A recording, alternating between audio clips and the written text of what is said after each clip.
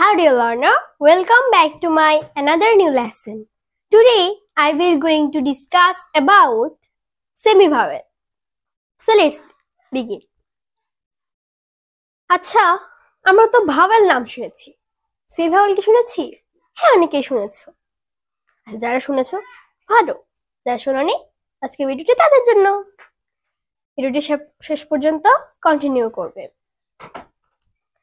তো আমরা কি জানি? সেমি সেমি অর্থ কি? অর্ধেক। আর ভাওয়েল তো ভাওয়েল, তাহলে অর্ধেক ভাওয়েল। এটা ভাওয়েলটা কি? সেমি ভাওয়েলটা কি?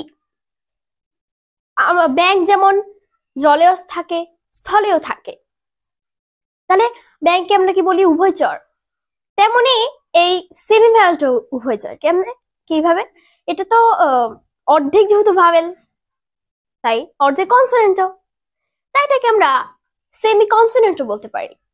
সেমি কনসোনেন্টও বলতে পারি আর সেমি ভাওয়েলও বলতে পারি, যেহেতু এটা অর্ধেক অর্ধেক। আমরা সাধারণত কি জানি? ভাওয়েল 5টি, কিন্তু এর পরেও আরো 2টা ভাওয়েল আছে এরকম সেমি ভাওয়েল। সেগুলো কি? চলো দেখা যাক। এই ভাওয়েল দুইটা হচ্ছে ডব্লিউ এবং ওয়াই। এই 2টা অক্ষর হচ্ছে সেমি ভাওয়েল। শব্দের প্রথমে থাকলে, এই 2টা অক্ষর যদি শব্দের প্রথমে থাকে তাহলে কনসোনেন্ট হবে। শব্দের প্রথমে থাকলে কনসোনেন্ট হবে। যেমন কি ইয়ার। এই ইয়ারটা দেখো এখানে বাক্যের শুরুতে আছে, ওয়াইটা বাক্যের শুরুতে আছে, তাই এটা হবে কনসোনেন্ট।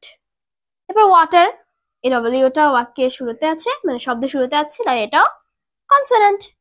ইএস এর মধ্যেও শুরুতে আছে, তাই এটা কনসোনেন্ট। আর আছে এটসেট্রা। এরপরে কখন ভাওয়েল হবে?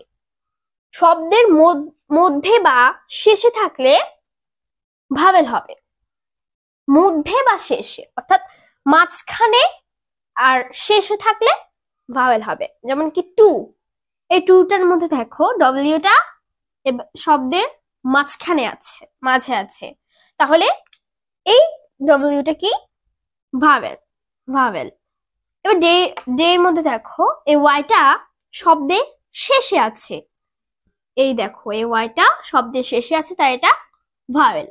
এরপর এই বয় শব্দটা দেখো, এটার মধ্যে ওয়াইটা